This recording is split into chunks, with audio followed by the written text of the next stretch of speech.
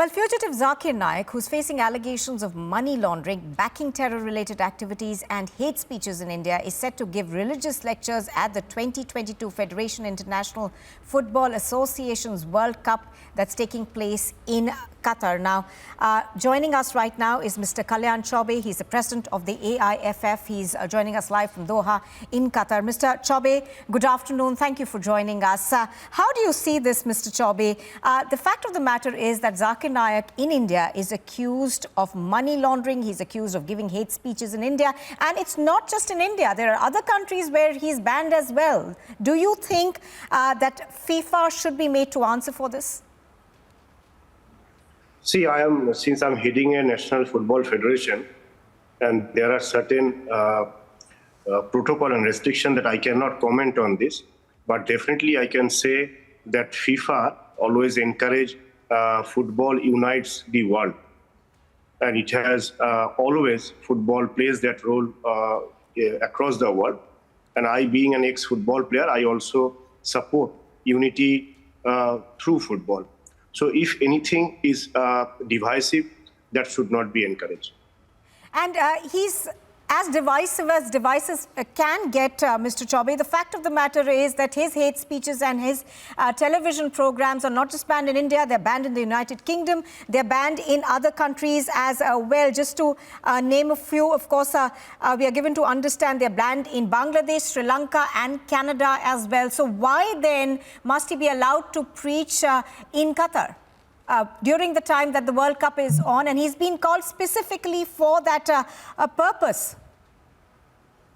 No, once again, I'm saying, Mr. Kapoor, that I being the heading Indian Football Federation, and I'm right now in Qatar and representing India in World Forum, so I cannot comment anything on media regarding this. If there is anything to say, I will speak internally.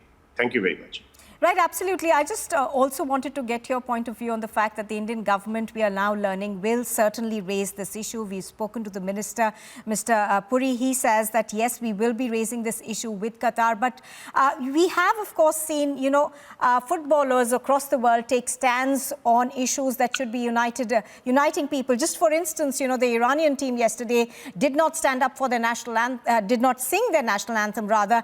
And that is something that was received as a gesture of protest. Do you think that footballers should, and the federation that represents India, should be raising this issue?